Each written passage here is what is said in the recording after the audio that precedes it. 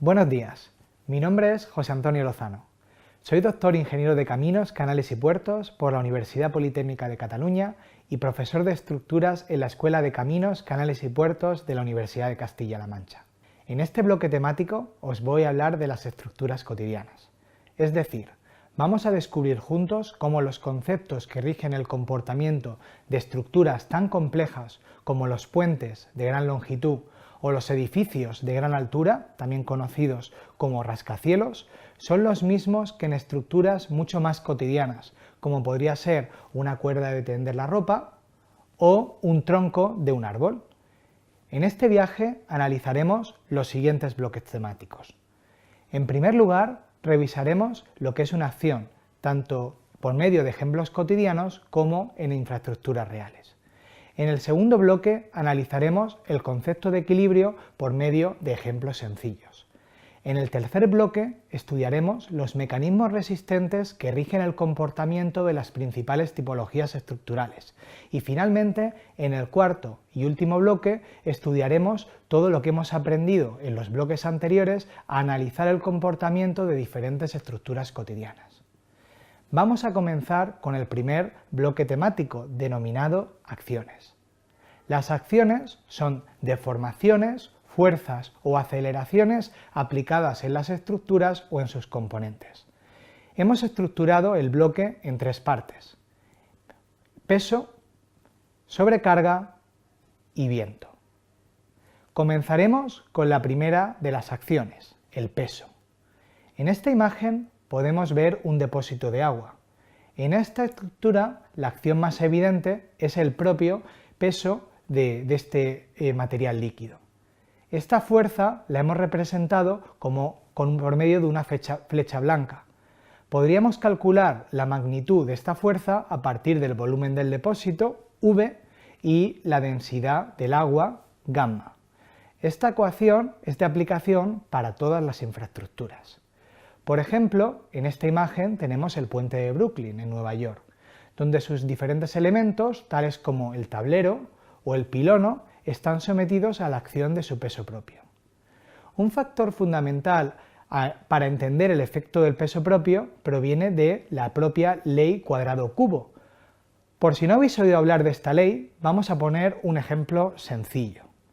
Imaginaros que tenemos un gorila de tamaño convencional y queremos aumentar sus dimensiones. Para ello podríamos simplemente escalar la imagen como se muestra a continuación y de esta manera podríamos obtener un gorila tamaño King Kong.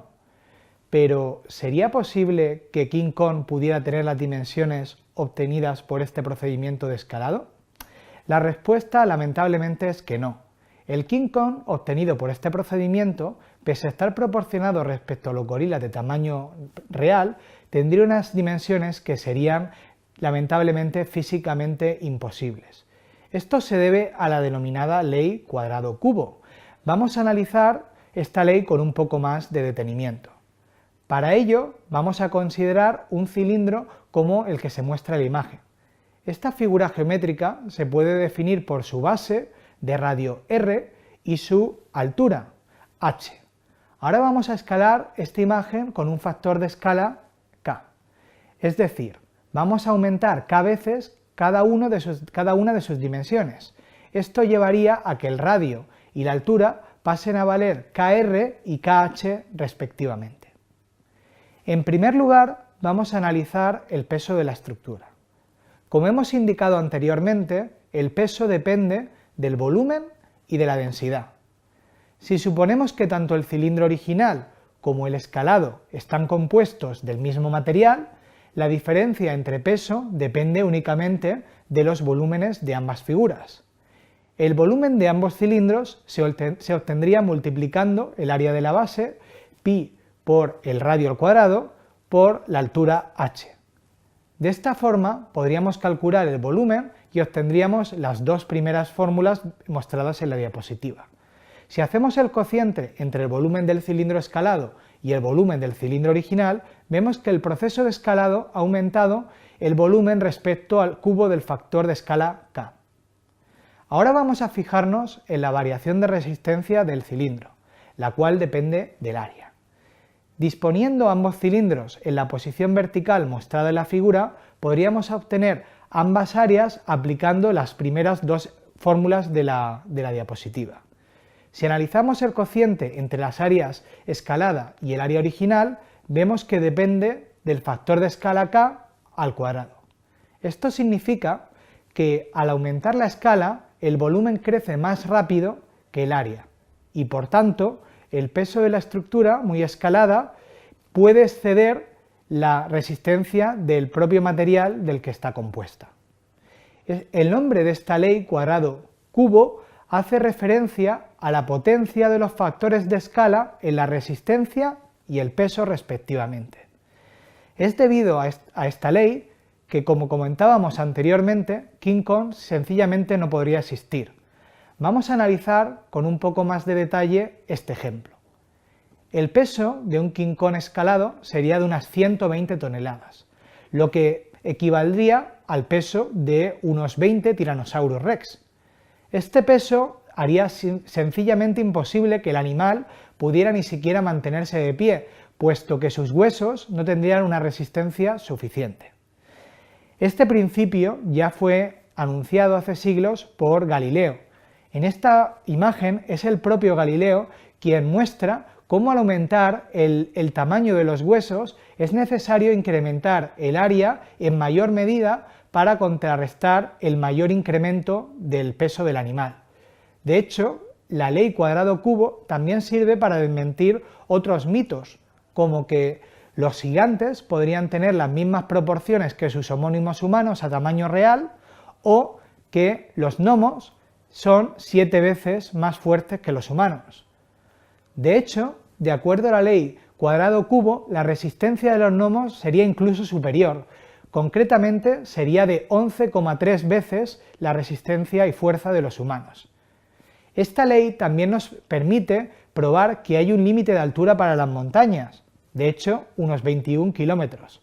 Por encima de esta altura, la montaña colapsaría debido a la acción de su peso propio. Una vez analizado el papel del peso en la ley cuadrado-cubo, así como algunas de las implicaciones más curiosas de esta ley, vamos a continuar revisando otras acciones en las estructuras cotidianas.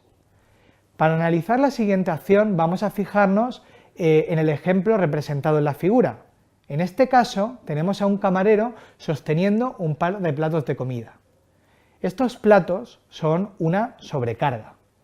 En este caso el valor de la acción se calcularía igual que en el procedimiento utilizado para el peso propio. Sin embargo, no llamaríamos peso a los platos por la variabilidad temporal, sino que son una sobrecarga. Esta variabilidad es un matiz importante. De hecho, vamos a fijarnos en la diferencia en su cálculo entre el brazo del camarero y los platos. El valor del peso de ambas acciones se puede obtener a partir del volumen y las densidades de los diferentes materiales que componen ambos elementos. Está claro que el peso propio del brazo estará muy acotado. De hecho, solo variará con la ganancia o pérdida muscular. Sin embargo, la variabilidad de la acción de los platos es muchísimo mayor. Los platos pueden estar llenos o estar vacíos, variando así la magnitud de la acción, pero también pueden ser más o menos, incluso ni estar. Y además, dependiendo de la técnica del camarero para cogerlos, estas acciones estarán aplicadas en un punto o en otro.